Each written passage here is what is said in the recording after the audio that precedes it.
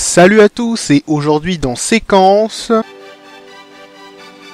DBZ, chef-d'œuvre incontestable du manga et référence absolue dans le monde. Cette série a su évoluer et grandir avec le temps, notamment en conservant ses notions, en instaurant certains codes du neketsu moderne et surtout grâce à son graphisme atypique et à la mise en scène de ses combats. En plus de 20 ans, ça n'a pas pris une ride, la recette marche toujours au point d'être qualifiée aujourd'hui d'œuvre intemporelle. Le principal reproche que vous feront les détracteurs de Dragon Ball est que c'était sympa dans son temps, mais que à l'heure actuelle, l'histoire n'est absolument pas profonde et est surdépassée depuis bien longtemps. Et ils n'auront pas tort. Mais une histoire a-t-elle besoin d'être profonde pour être considérée comme un chef-d'œuvre? Après tout, les Disney sont loin d'être des monstres de scénario, mais la plupart de leurs productions font partie aujourd'hui des piliers de l'animation dans le monde, et sont des références absolues du milieu. Le manga et l'animation sont avant tout des arts, et le principal atout pour être reconnu dans ce milieu-là reste la créativité. Mais ce n'est pas pour autant qu'une œuvre de l'ampleur de Dragon Ball est dépourvue de moments profonds.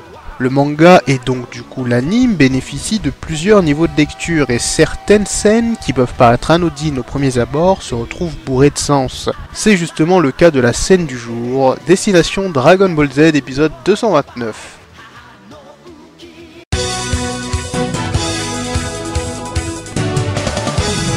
On se retrouve en plein dans l'arc ultime de la série, l'arc Majin. Pour résumer, aux illuminés qui ne sauraient pas quelle est la situation actuelle de la Terre, Goku est revenu exceptionnellement d'entre les morts pour participer au nouveau Tenkaichi Budokai.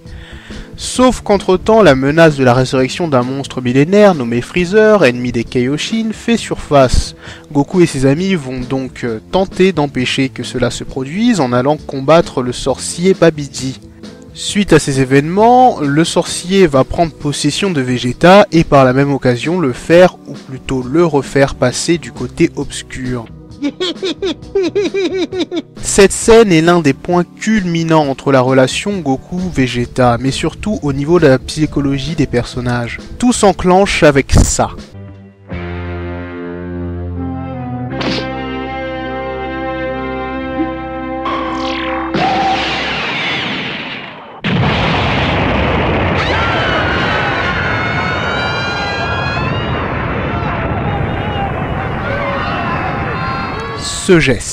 Ce geste, Vegeta se remet à tuer des innocents. C'est une chose qui n'était pas apparue dans le manga depuis environ 10 tomes, qui équivaut à quand même 3 ou 4 ans de parution. En termes d'épisodes, c'est plus d'une centaine, et à l'intérieur du manga, il s'est passé 10 ans depuis le dernier meurtre de Vegeta sur Namek. Vous l'aurez compris, donc ce geste choque, mais pas juste parce qu'il a causé la mort, mais plus parce que Vegeta a franchi une ligne qu'il ne pourra pas effacer. Son Goku comprend donc rien qu'avec ce geste que Vegeta ne bluffe pas. Goku doit se mettre à son niveau pour pouvoir le stopper. Et la réaction de notre héros préféré va être des plus surprenantes. Comprenant que cela fait partie du plan de Babidi, Kaioshin s'interpose entre Goku et Vegeta pour éviter qu'ils se combattent. À ce moment-là, on s'imagine que le héros va parler et convaincre Kaioshin qu'il doit combattre Vegeta. Mais au lieu de ça...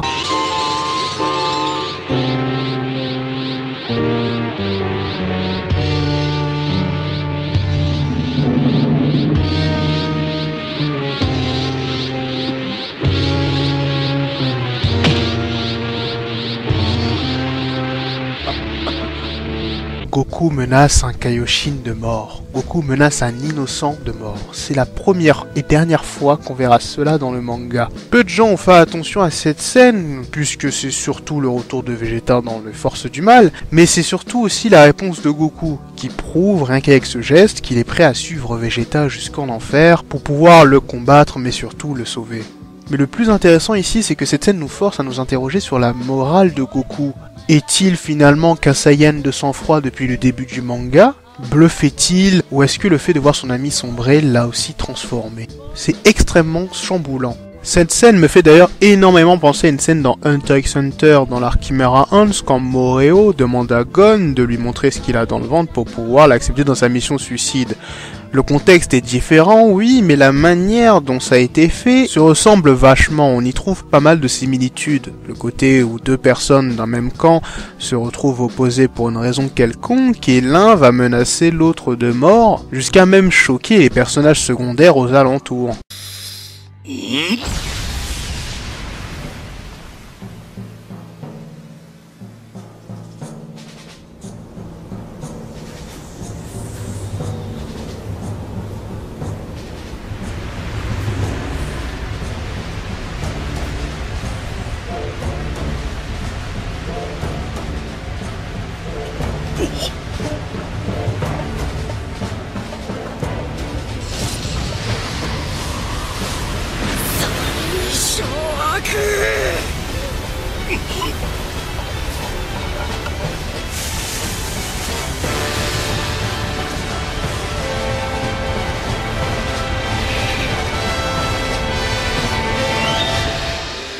Après, ça peut être moi et ma paranoïa, hein, mais voilà, ça m'a fait penser à ça, donc je pensais que ça pouvait être intéressant de le préciser. Suite à ça, le Kaioshin abandonne bien évidemment, et vous savez ce que cela va donner. Goku contre Majin Vegeta, un des combats les plus dantesques du manga. Mais pour en arriver là, deux personnages ont dû sacrifier quelque chose, l'intégrité de Goku et la tentative de rédemption de Vegeta qui durait depuis plus de 10 ans. On peut interpréter cela dans le sens où il fallait payer un certain prix. Ce qui est encore plus intéressant à savoir, c'est que Toriyama a été souvent harcelé entre guillemets par les fans à l'époque de la diffusion de Dragon Ball pour revoir le combat Goku et Vegeta. Et du coup, on peut se demander si cette scène est liée à ça. Et si cette scène était un message caché, Toriyama, qui est lui dans le rôle de Kaioshin, se sentait oppressé et menacé par les fans, donc dans le rôle de Sangoku, pour absolument accéder au combat Sangoku contre Vegeta. Ce n'est qu'interprétation, mais le but de l'émission même est d'interpréter.